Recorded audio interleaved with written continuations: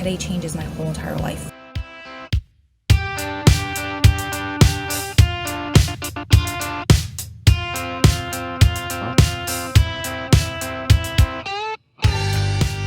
Welcome to Gritability, a podcast about the power of perseverance, overcoming seemingly insurmountable odds to attain the life of your dreams. I'm your podcast host, Ro Clausen, and with me in the studio today is the beautiful and ever radiant Ro Clausen. Hello, Gritty fam. Grit getters. Is that what we called? Go Grit Getters. Grit getters. Hello, Grit getters. Yes, yes. So excited for the two of us to be here in the studio again today. Just the two of us. That's right. I love this. Us spending a little bit of alone time together, it feels like, because we don't get too much alone time anymore. No, is that pathetic when the podcast becomes our date night? Well, that's what it is. I mean, this is what we wished for, and this is what we got. This is a lot of fun. I love it. I live for it. Yes. Love being here. So today, we're going to talk a little bit about one of those cases that kind of, I guess it was instrumental for you getting into more of the following on the criminal side, kind of, I guess, the fascination that's out there for criminal cases and people who have started following these cases, you included.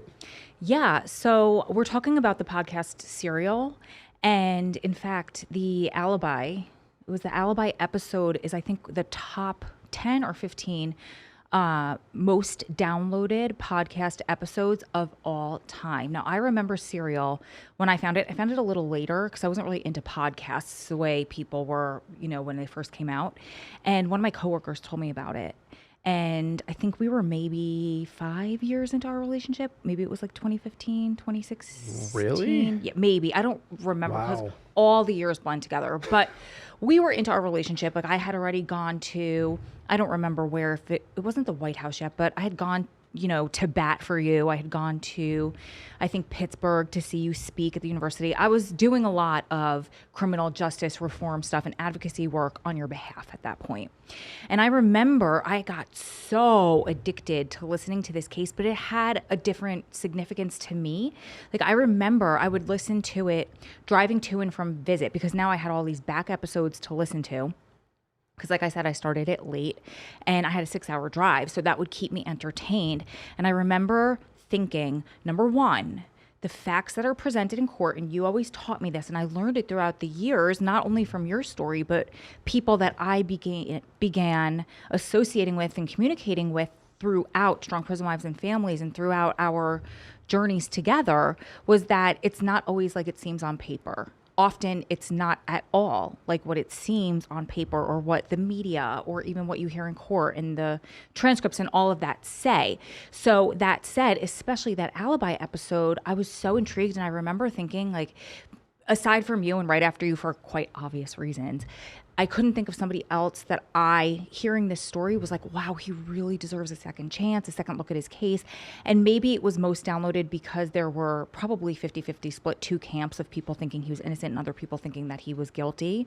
But yeah, so I was so intrigued in with that episode. But when I saw that statistic recently about that being one of the number one top downloaded episodes of all time and top podcasts of all time, it reminded me of a story you recently told me about the day that you got arrested on the 213-year sentence. Just to clarify. Just to clarify, that arrest, which the arrest story, the actual arrest, how that all went down. Yeah, and like with SWAT outside, and my favorite part with the wall, like it sounds like someone's trying to break through the wall here, and so it's kind of on brand for this story. So yeah, and I don't think I've ever publicly told that story about the arrest. You only told it to me. I mean, those details to me for the first time a couple weeks ago. Really? That was the first time? I mean, those details, yeah. Yeah, I guess, there's there's certain parts of the story that I'm always cautious not to glamorize. And I guess that's part of that is that you get so used to not talking about certain aspects of your crime, because what we've talked about previously is there are people that try and use that information against you, right? So like you just close all of that off and keep to yourself. All right, disclaimer, it's not glamour, right? Unbutton, give us the dirt. Let's go. Okay. So, yeah, the night of the arrest, right? Well, there were one, two, three, four of us in the car that night that actually pulled up to a place literally in the shadow of City Hall, downtown Philadelphia, right? And it's probably 2, 3 o'clock in the morning. It's late night, but down here, I mean, it's always busy. So there's a steady stream of cars because despite the fact that City Hall is right here, this is like a well-known street that has, we're going to call them houses of prostitution, call them massage parlors, call them whatever you want. But they also, there's a lot of drugs moving through there. There's gambling, like you name it. Whatever you want, you can find right here. And again, the irony is City Hall is like 2 blocks away. And believe me, there are, like, it's not surprising to run into some prominent officials sliding out the back door. So knowing that there is a back door is always beneficial. So anyways, we decide that, you know, we're going to hit this one place up.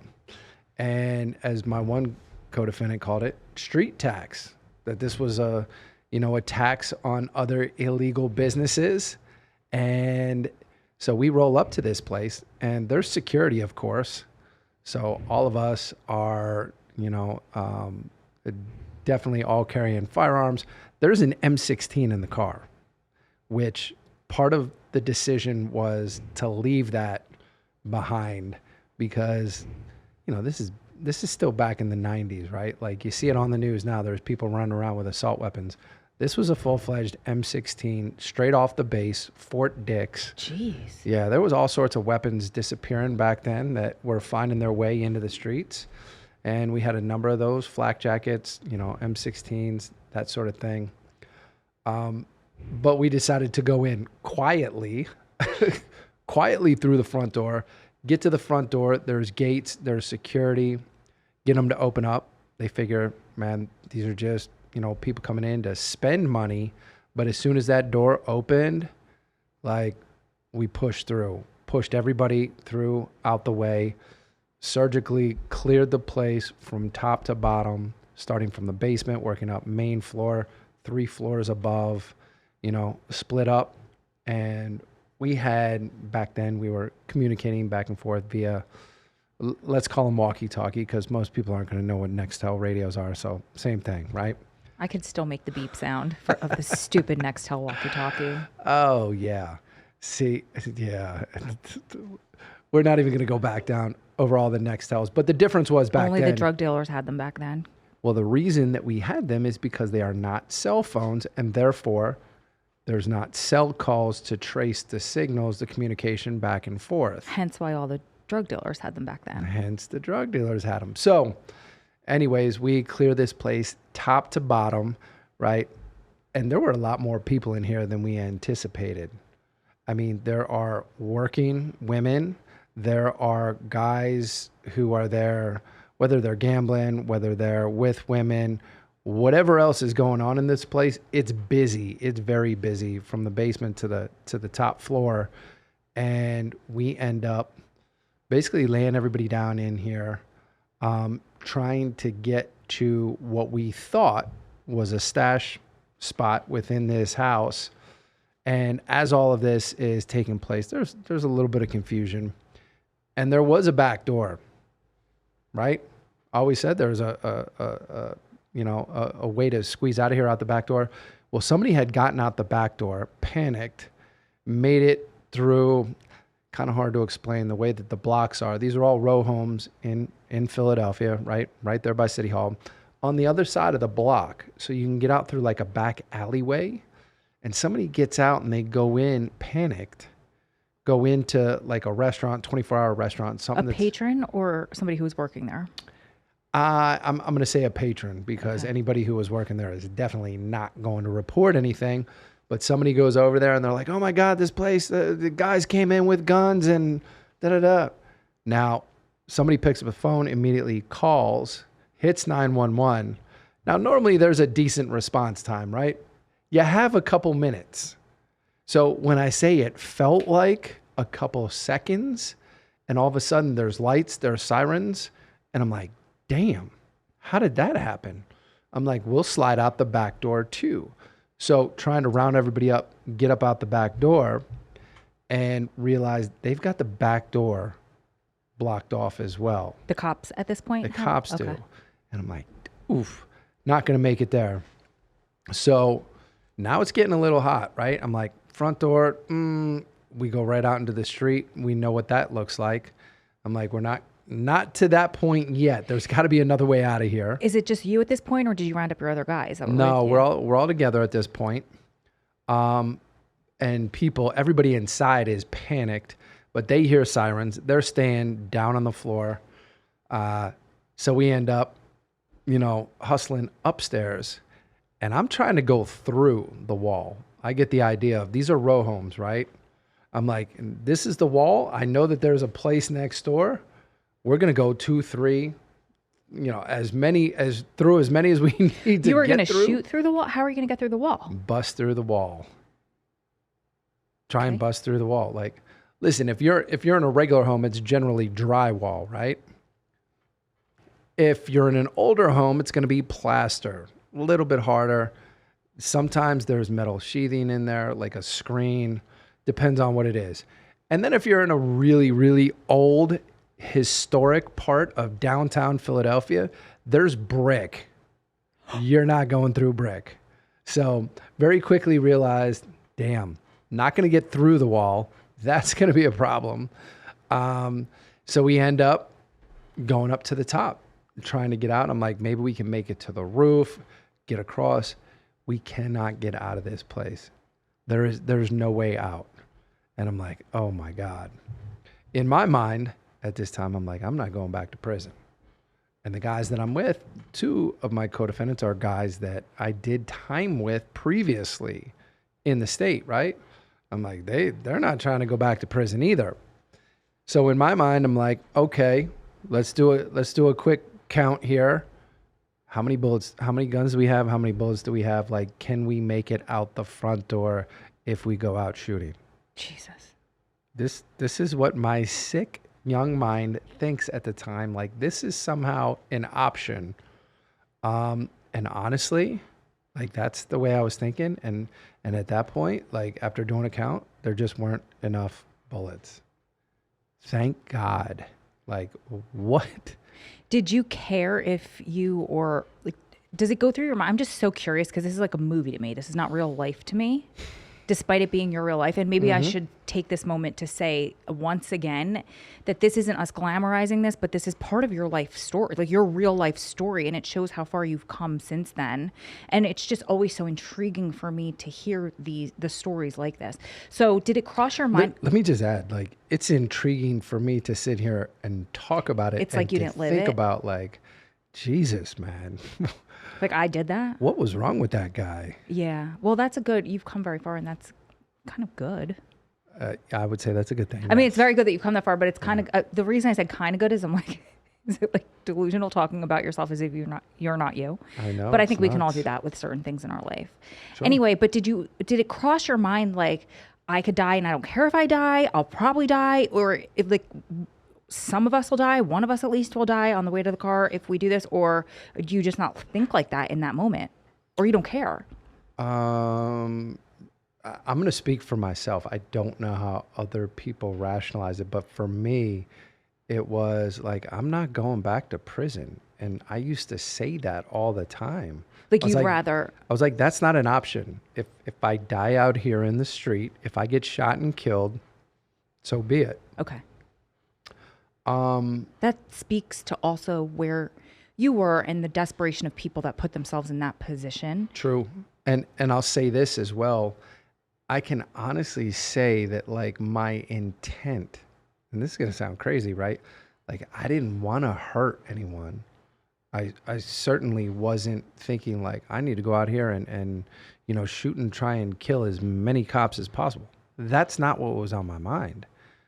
It was self-preservation. It was like I'm going to come out of here shooting and do whatever I got to do to get away.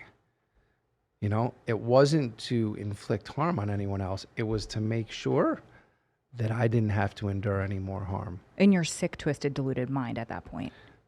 That's how I was rationalizing it.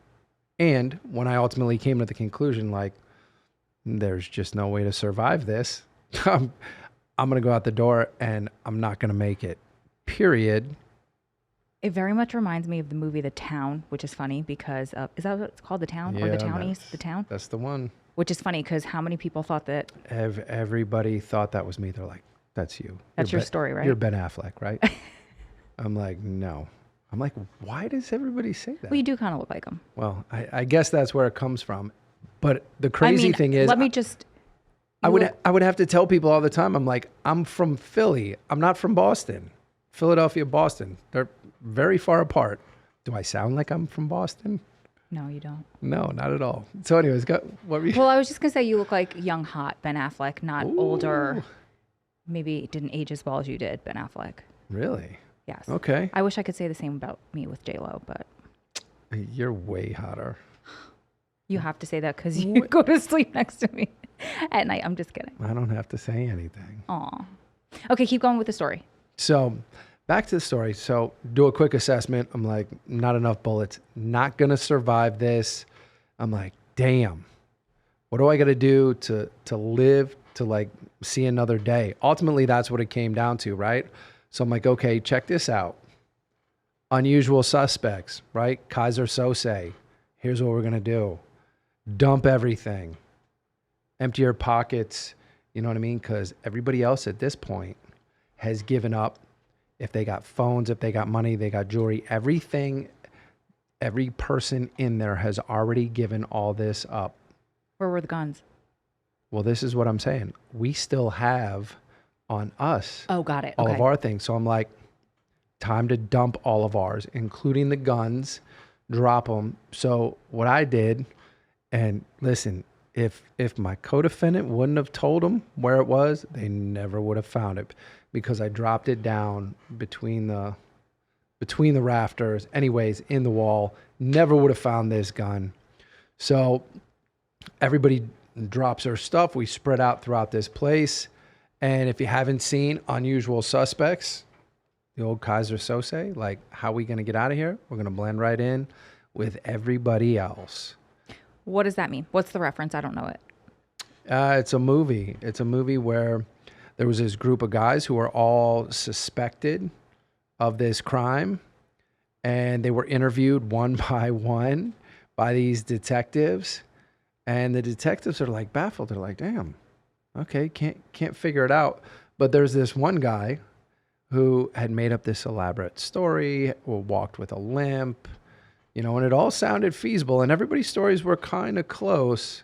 And it's not till the end when you realize when they let him go and he's walking down the street that the limp starts to disappear, that he straightens up, he starts to move a little bit quicker, and he's gone. And they realize it, and they come out and they look for him. And this Kaiser Sose, that's not him, but it's the guy that they blamed, right? This suspect is gone. And they're like, oh man, he got us. He slipped away. So in my mind, I'm like, that's our option here. That's the best option. Had you seen the movie? Is that what made you think of it? Yeah. Okay, got it. There's all these people in this place. Nobody knows who's who. Everybody here is involved in illegal activity, right? Like, nobody really wants to talk to the police. So despite the fact they're here, like, we're going to make them work, right? They're going to have to figure this thing out. And I don't think they're going to be able to do it. And especially because there's so many different levels to this place. And things happen so quick. Listen, people's memories are not good. That's why anytime you talk about identification procedures, like, IDs are so unreliable. Oh, there's so much psychology that they've uncovered behind, especially those picture IDs or the lineup IDs. Oh, I wish I remembered the numbers. It's ridiculous. It's ridiculous. Like, listen, if someone's not helping you make an identification, the likelihood of you picking the right person is very, very small. Yeah, but also on law enforcement's end, where they put the person in, how many times they put people in, who they put next to each other. It's all a scam. Believe me, yes. I'm well aware of all that because somehow, yeah, we'll get into the identification stuff later. Oh, this is great. But anyways, so this is what we're going with. Dump everything. And at this point, you know, there's SWATs outside. This place is like surrounded. I don't know how many cops got there that quickly, or at least at the time I didn't know why there were so many of them. It clearly didn't make sense, but, you know, it wasn't something that I could really give much thought. It was just, okay, what's next? How do we deal with this? How do we get out of here? Dump everything, blend in. We all spread out. And, you know, eventually they're on the mics. They're like, listen, if you don't come out with your hands up, like, we're coming in, we're sweeping. And eventually that's what they have to do, right? They got to bust the door and come in and sweep from top to bottom. Same way that we did it when we busted through the front door. It's the same exact thing. These poor traumatized people. Oh my God. Everybody, right? And I don't mean you four or however many there were. I didn't think you were talking about me. So yeah, eventually they pull everybody out of this place, and I've taken my shirt off, you know what I mean? Like, to really try and blend in. I have nothing on me.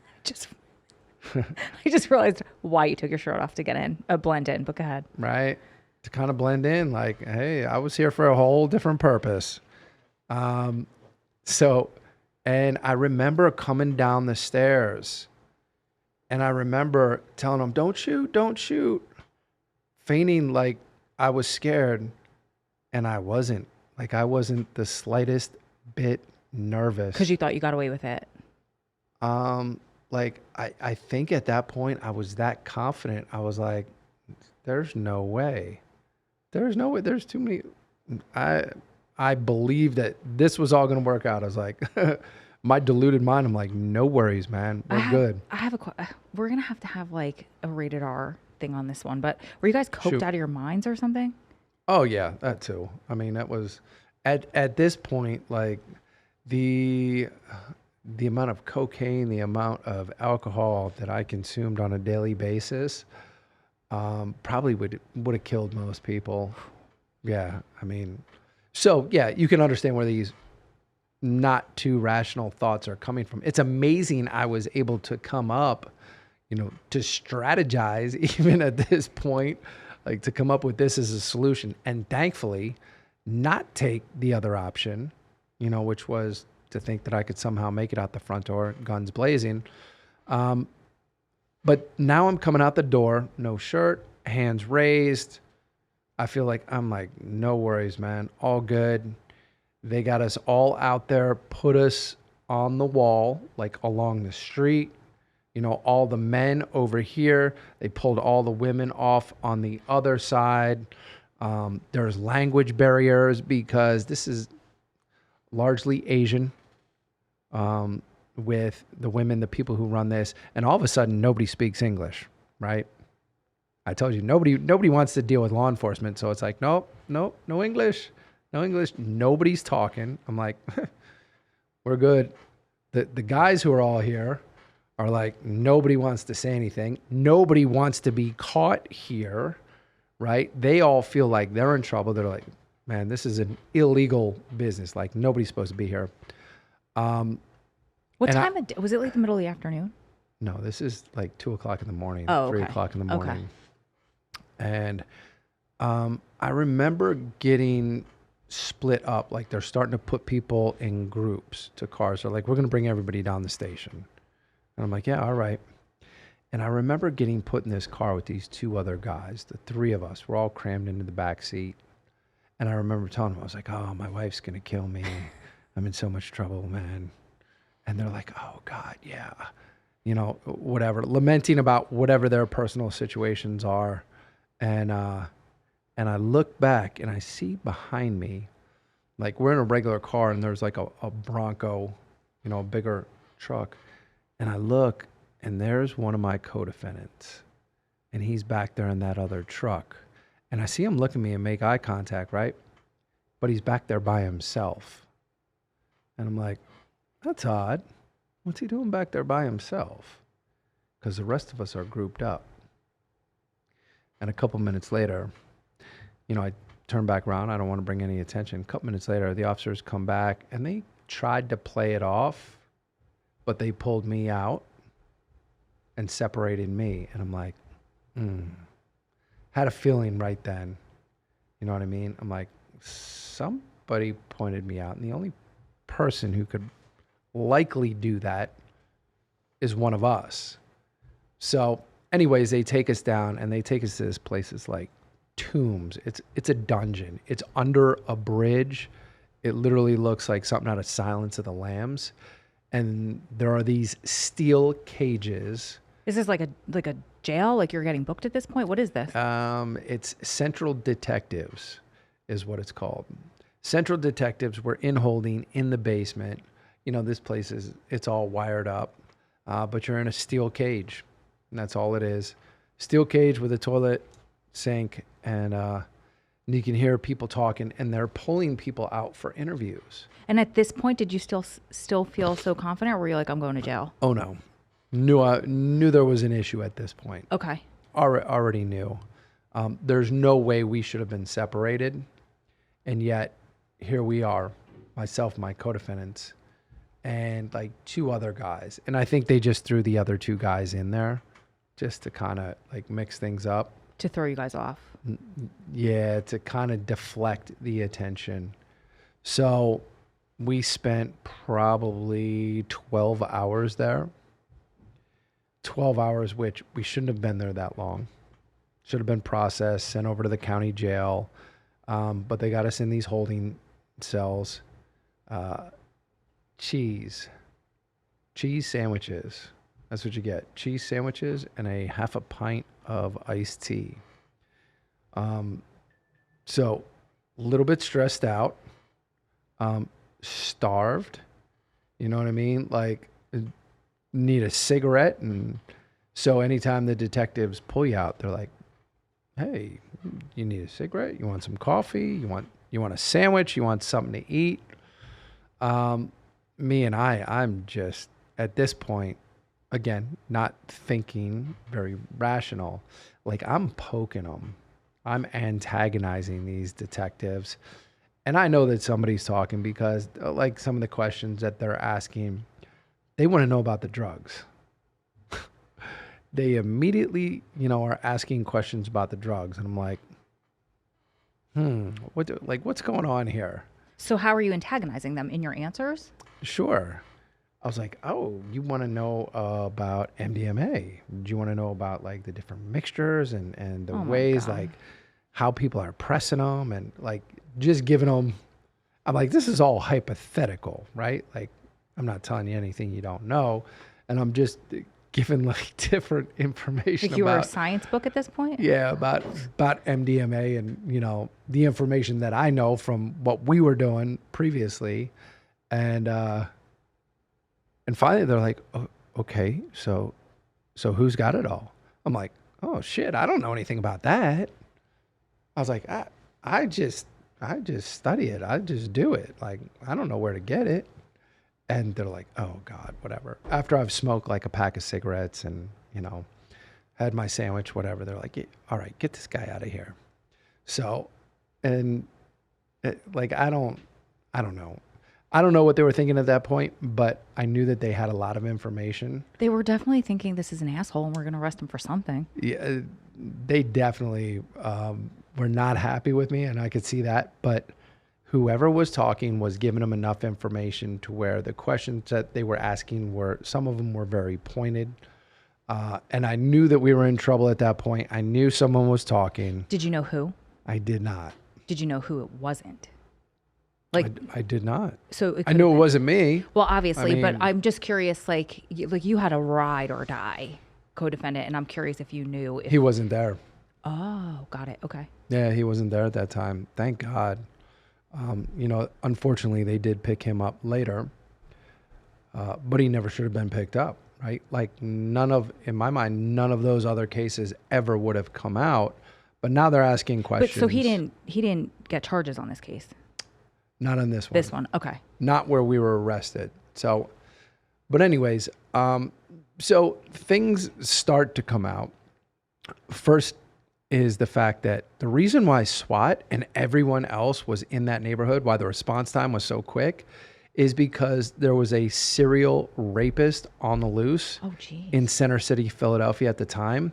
And they had, like, the city was in an uproar about it. So they had quietly put together these task force with SWAT in, like, PSE&G energy vans. Like, they look like service vans. There's vans all spread out around the downtown area, like just waiting for the opportunity to pounce and capture this guy. Like, that's why they were there. So when somebody hits the panic button, and dials 911, hey, this is happening, like, these guys were all ready to go. Especially in one of those places. But now here's a question. Obviously, it was wrong place, wrong time, right? Or maybe right place, right time, however you want to look at this. Yeah. But did they try to pin one of you guys for that person? No. Okay. No, that was never it. It was just they were looking for somebody in that area. When they got the call on this, those guys were like, all right, we got some action. Let's go. So they show up, like they had the Mini 14s with the laser sights on them, like coming through the windows. Like, that's how we knew SWAT was there. We're like, oh shit, this is serious. Okay, so let's go back to now you're in that dungeon, smoking cigarettes, antagonizing cops, being a jerk. Now what? Being a jerk. I know somebody's talking. So we're all down in this dungeon, each of us in our own cell, and we can talk to each other, right? It's like open. Imagine you're in this huge open room and they just build like cubes, like Silence of the Lambs, except made out of metal, with like mesh on them and bars on the front, and we're all kind of connected. They're all attached to one another. So this whole room is filled with these cubes, and everyone can basically talk to each other. And it's not huge. There's like maybe 10 of these cells, maybe 12, whatever it is. So we're talking to each other and trying to make light of this. And at the same time, definitely stressed, definitely know that there's a problem, but I still at this point, I'm like, not worried about it. We'll get out of this, call the attorney, you know what I mean? Like, we'll be gone. Already left him messages. I'm thinking everything's okay. So they pack us up and send us over to CFCF, which is the county jail. And we get to CFCF and we get split up. They send us to all different units, right? So they send us to these different units, and man, that place was a nightmare, right? So immediately, out of place, in Philly, in this county jail, fighting right away. Man, it was just the blues. But we end up going for, I want to say they pulled us out for what was supposed to be an arraignment. Or maybe it was to pull us out to the FBI. Whatever the case was, we get pulled out, but there's 3 of us. The 4th person isn't there. That 4th person is finally separated. Oh, so now you know. So now we know. Now we know, at least we know this guy is talking, right? So we somehow convince him at the jail, right, now that we're down in holding together, to put us all on the same block together. And they do it. Would that ever happen now? Not really. And I don't remember how we talked them into doing that, but we convinced them to put us all on the same block. That's definitely security. Yeah, like you wouldn't normally do that. And they send us, the other thing, we get them to send us to the kitchen block. So there's one unit that has like all of the people that work down in the kitchen for the whole facility. And there's probably 1,500 people at this facility. I mean, it's a big county jail. And this one unit has all of these kitchen workers assigned to it. The unit next to it is like volunteer kitchen workers and a couple like overflow from the other unit. So they put us on this volunteer unit. So we go there, and the first day, like everybody's going out to the kitchen. We're like, what the hell? We're like, why would we go to the kitchen? And the guys are coming back and they're telling us, well, like you can go down there and you can eat. And, like we got all this food and they let you bring all this stuff back. I'm like, let's go down to the kitchen, man. Let's just go check this out. Let's go see. Because I'm looking for a way out of here. That was my purpose, right? I'm still thinking we're going to get out of here. Oh, wait, like an escape? At this point, I start looking for an escape. Okay. Yep. Because you didn't know how much time you were facing. You just didn't want to go back to prison. No idea. Remember, Okay. I'm like, oh my God, here I am behind the wall again. I'm locked up. I need to get out of here. How can I get out of here? And just remind everyone, how old are you at this point? 20, maybe just turned 24. Okay. 24, but listen, I spent 18 to 21 in prison, so I was still a child. I mean, let's be real. Yeah, child. Yeah, I'm not even going to say what I was thinking. Go ahead. Yeah. So here I am in the county jail, Philadelphia County Jail, going down to the kitchen now every day as a volunteer to help make bags and these meals, and we wrap them. And it's pretty loose down there. There's only a couple officers that are like watching us, and you can move around. Like there's a lot of room to move. And I'm like, there are these docks, these loading docks out back that they don't open them up. They don't give us access in or out. And you still got to get through a sally port. But I'm also looking at this hallway, and there's like 3 doors. So you have to get through these 3 doors, and you have to, like, there's an officer who controls that booth and like buzzes you from one door to the next. And the reason you have doors or gates is to have systems in place. Like you can't just open one door and be like, woo, I'm out of here and run, right? Like you got to get through 3 doors to get to the outside. It's set up that way very intentionally. And I'm looking, and I've had a few weeks at this point to look at this, and I'm like, we can get out this way.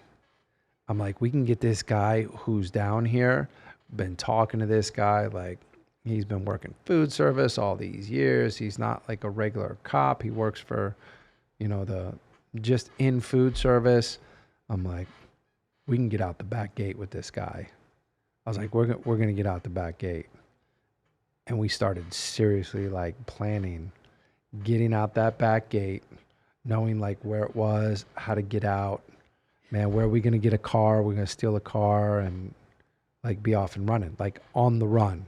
Just to clarify, you thought you were going to be able to talk him into getting you out, or you were going to like hold him up to get you out? Good question. One or the other. I didn't think we were going to just be able to talk him into walking us out. That's what I was trying to figure out. Okay. I think what we were thinking about doing was maybe tying him up, taking his clothes, his ID, and using that to slide out that back door. And he didn't seem like somebody who was going to put up any resistance. And, again, this is like, in my mind, like these are my options at this point. It's like whatever I need to do to get out the door. But I think it's important to note the fact that our one co-defendant was talking to them, like that's how he saw the means of getting out. Ah, wow, I never looked at it from that perspective. That's how most people view it now. And it's what's most common in people, coming into the system, and they talk about it. And it's different in different parts of the country, about how people are snitching or being the first to get down, to give information, to get the greatest reduction, to get back out the door as quickly as possible. Like that's what people think, or that's how they believe that the system now operates. Like that's just the cost of doing business. My beliefs back then were no matter what, you know what I mean? You don't ever talk. But in my sick head, shooting your way out the front door, that's an option. tying somebody up, taking their ID and sneaking out the back door, staying on the run for the rest of my life. Like that's an option. Like, Wait a minute, but okay. tell me how those are better options. They're not better options, but they are at least. I'm trying to choose my words, but Yeah. you didn't turn around and blame it all on one person when you were involved. Because to me, that's equally as bad. And maybe I am biased, but come on, like you don't blame. You are just as part of it. You are just as guilty, but you're going to be hands free and run your mouth so you could get out the door. It's equally as bad, in my opinion. Yes. Listen, I've been very clear. Like I don't condone that under any circumstances. Like the fact of, listen, if you're doing something, you get caught, it catches up with you, you got to deal with it. Deal with those circumstances yourself. Man, you don't try and put it on somebody else, you know, or make it worse for that person, for their family, you know, to somehow make it better for you. I could never rationalize that. That's why it was never an option. There are people who are convinced that view it differently. And clearly, I had some co-defendants because ultimately it was more than just that one. There was another one that changed their mind. And, you know, one of those three of us who was in, another one chose to go over when the FBI got involved. But I'm jumping ahead. So before we had a chance to do that and slip out the back door, we get rounded up. They take us down to holding and bring us over to the federal building. That's when we found out that our case had been adopted by the FBI, that the U.S. Attorney's Office was going to charge us. And why would they take on a case like this? It was all because of the drugs. It was because of the drugs and the links to organized crime. Oh, maybe because of the guy that was talking about how to make MDMA in mass quantities? No, that was not it. What happened is the person who started talking from the very start said, hey, I have information on drugs, guns, links to organized crime, started naming names and said, I'll talk to the DEA, the ATF, the FBI, anybody else who will talk to me. I'll give you all the information you can. I just can't go back to prison. See, That's shooting what your way happened. out, climbing out the wall, doing that. They're all bad. You're all idiots. Yeah, all bad options. The moral of the story is, man, don't put yourself in that situation. But listen, at that point, like when the FBI comes in and the level of arrogance, like I am an FBI agent. Do you know how much trouble you're in? And Listen, watch your words because I don't want the FBI at our door tonight, please. Thank you. well, they ended up at pretty much every other family member's door. That's terrible. It is terrible. It's terrible because they had nothing to do with it.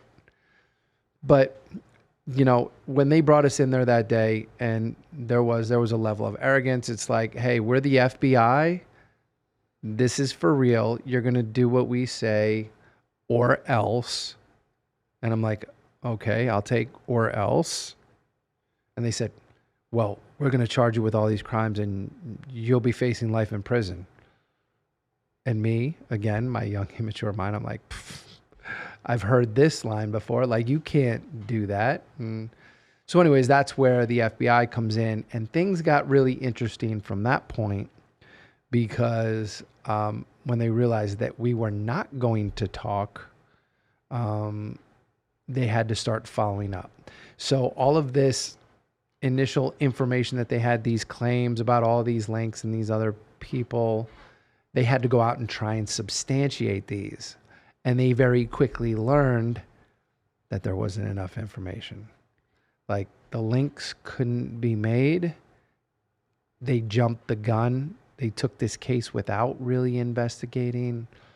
So what they thought was going to be this big win with these drug ties to organized crime never materialized. Never materialized because it didn't exist. It never existed. So this was the story that the individual was selling, trying to get himself out of prison. Never followed through. But what it did was it got the feds pissed. So now there's FBI agents fanning out, going after everyone connected to each one of us. Family, friends, like my parents living in the Midwest at the time, right? I'm in Philadelphia. An FBI agent shows up at the door, flashes a badge. And remember, this is back in the 90s, well, 2000. People were still suspicious of the FBI back then, but there was also still a level of trust in government, right? So when an FBI agent shows up at your door, flashes a badge and says, excuse me, Mr. and Mrs. Clausen, I need to speak to you.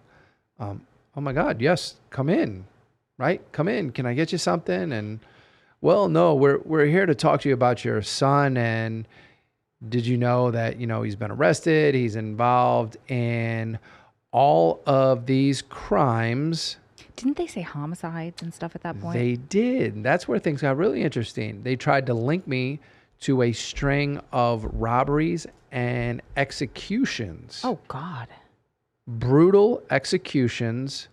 They were dollar store robberies. Nothing that I was ever accused of. Like to this day, I've never been even accused of any of this. Just to harass your parents?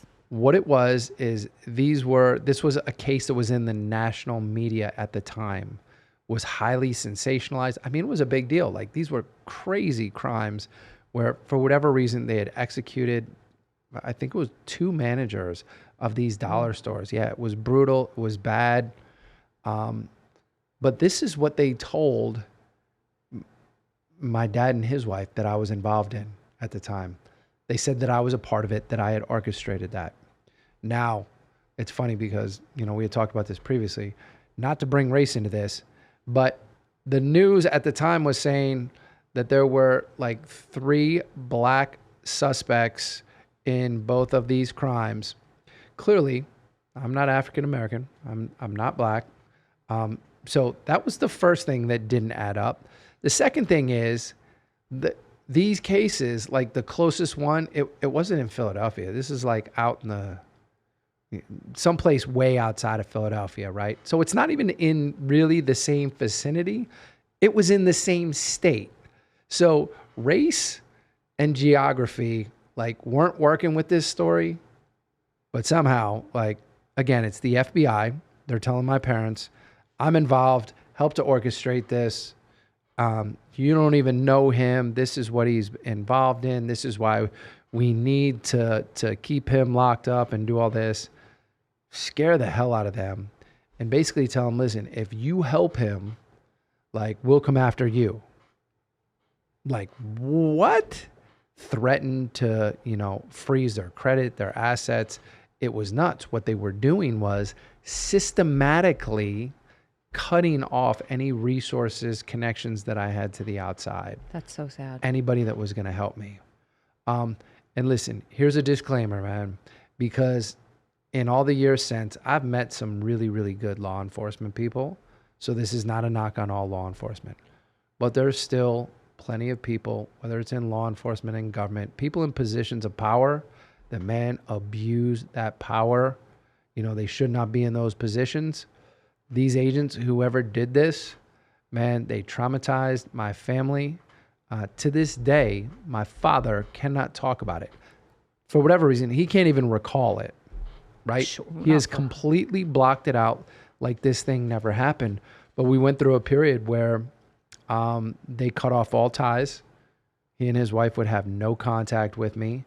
And I didn't know. I had no idea what was going on at the time.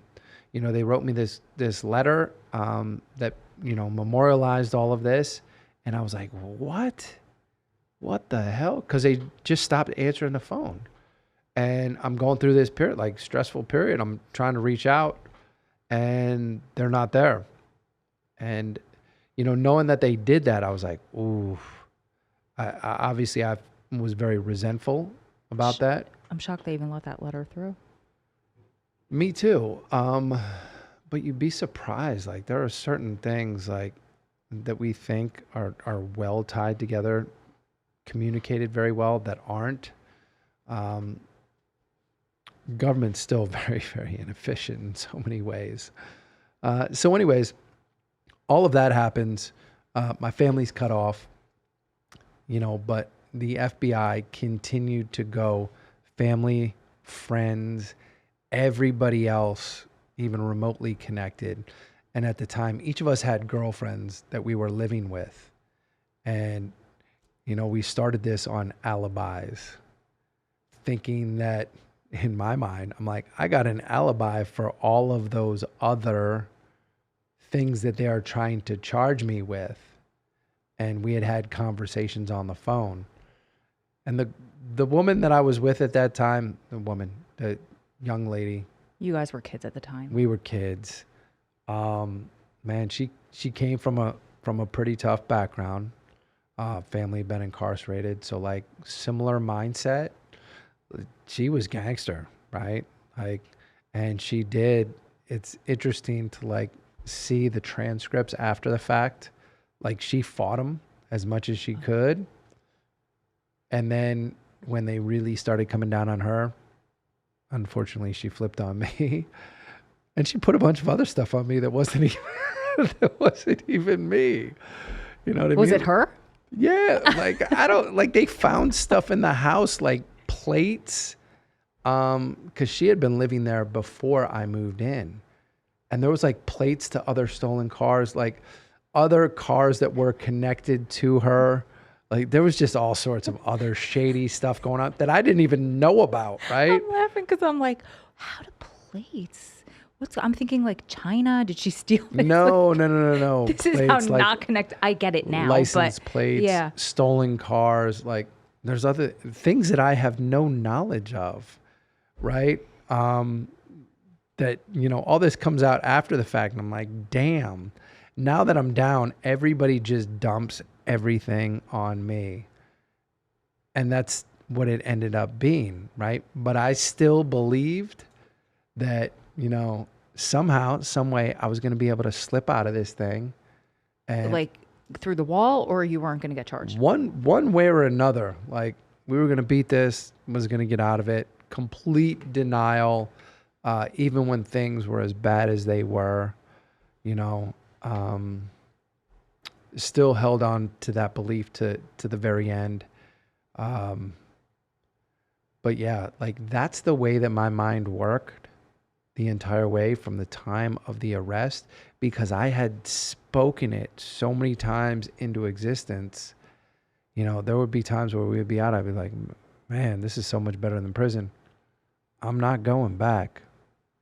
And I used to say it, but that was constantly in the front of my mind. I'm not going back to prison. And honestly, I thought about it like pretty much every day, and if that's what you're focused on, I'm not going back to prison. Like you're going to ultimately end up in a situation where you're forced to make a decision, that ultimately could lead you back to prison. I don't think that. I haven't thought that way in so decades at this point, right? Like that is so foreign to me to sit here to be able to talk about all of these experiences, like, and to walk through my mindset. Like I can recall it, but it doesn't even feel like it was me.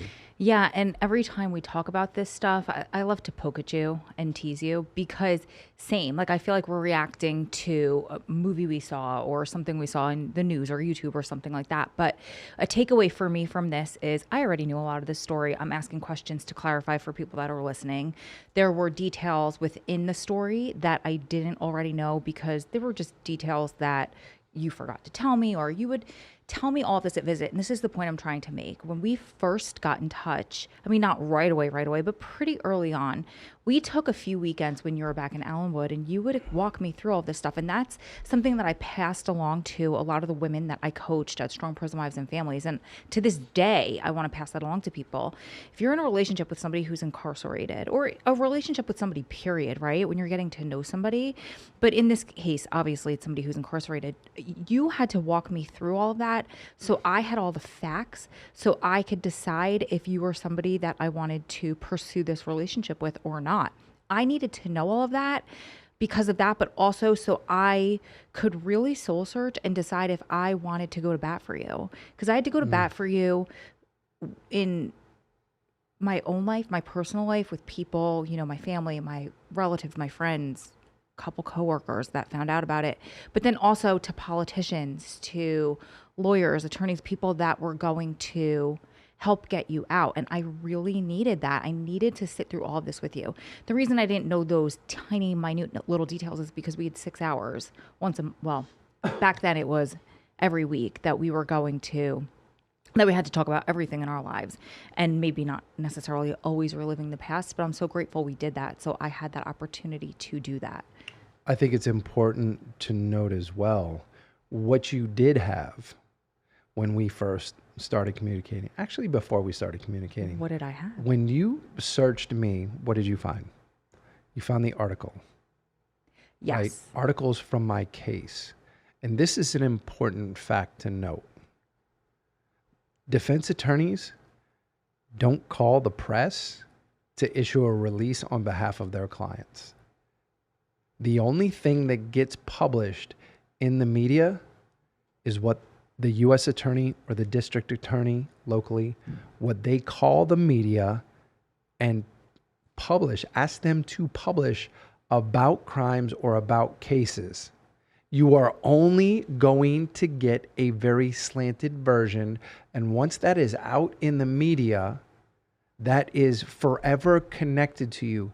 Those articles are still connected to me. That, and just this is the search engine marketing nerd in me, is that it's going to be those the .govs, the court documents, or like you said, those press releases that are coming from the attorneys or whomever you just said, and then the media. So news sources, all those articles, those used to come up. And that was part of my mission for 10 years. I met you almost 10 years into this. And when I Googled, and this isn't like the day I met you, of course, like we had to go through all of this, and I had to learn the type of person you are and see with your actions that you really had changed.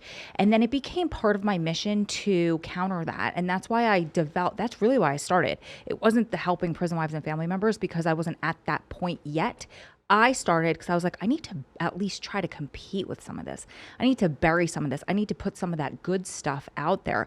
And I swear we should do a whole episode on my hacks for prison wives, for lack of a better term. But one thing that I always told them as well was, if you're involved with the person and you have trauma around it, don't Google their name, because all you're doing is pouring salt in your own wound.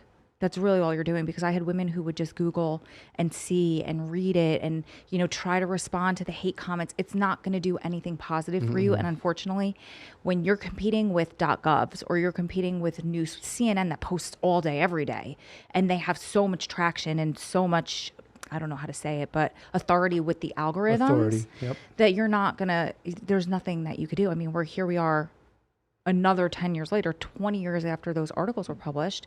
And we only got what I did like second or third. Yeah. On the second or third search on the first page of Google. That's crazy, right? That's crazy. And that's what I'm saying. So another message here is, despite the fact I'm at a place where, listen, I openly, freely acknowledge that I did all of those things. I deeply regret everything that I did leading up to prison, right? All the crimes that I committed. What was portrayed by the government, by the media, was not all factual, right? There were plenty of things that were highly inaccurate, written to be inflammatory, meant to influence a jury. So despite the fact that I actually am guilty, right? I acknowledge that part. I can't acknowledge all of those other things. And there's a word of caution here.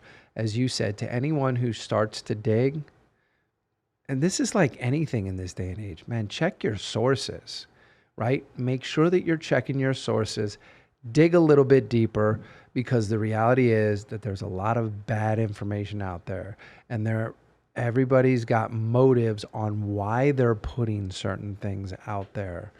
And if you're going to weigh someone's guilt or their credibility, you know what I mean? Make sure that you have all the facts. And And don't take it from somebody on YouTube. I mean, anybody and everybody has an opinion nowadays, and it's not Instagram, it's not YouTube. You can't get it from social media. You have to get your facts from actual sources. Go to the source. Mm-hmm. Go to the source. Talk to that person, right? Talk to that person and then make your decision. Right. Because if you wouldn't have had the courage to actually, sit down with me, despite the things you had read, and us to have the opportunity to actually get to know one another, we wouldn't be here today. Right. And just because I have to say this, you have to make sure that that person's story not only adds up, but that their actions are behind it, because there's a lot of people in jail who are not good people. And there's a lot of people in jail who lie for a living. And we just heard this the other day, and it broke our hearts. And we listened to somebody sob to us because somebody in prison lied to her for a very long time. And unfortunately, that's the norm. Sadly, yes, there are some good people who wound up in prison or wind up in prison, but get the story and then fact check the story and then make sure that person's actions are aligning with it. And, especially for women, we have intuition and we can very easily make up all of these stories and denial. If you know something's wrong, you know something's wrong. If your girlfriends are telling you something's wrong and you're denying it to the nail, little soul searching. Good takeaway.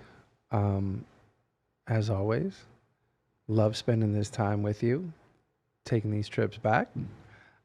It's been another incredible episode of Gritability. I'm your podcast host, Adam Clausen. And I'm Ro Clausen, who's very grateful right now that I met you, 10 years after that story you just told? Yes, very different person, living the life of our dreams and sharing it all with you. We'll see you back here on the next episode of Gritability. Bye, guys. Today changes my whole entire life.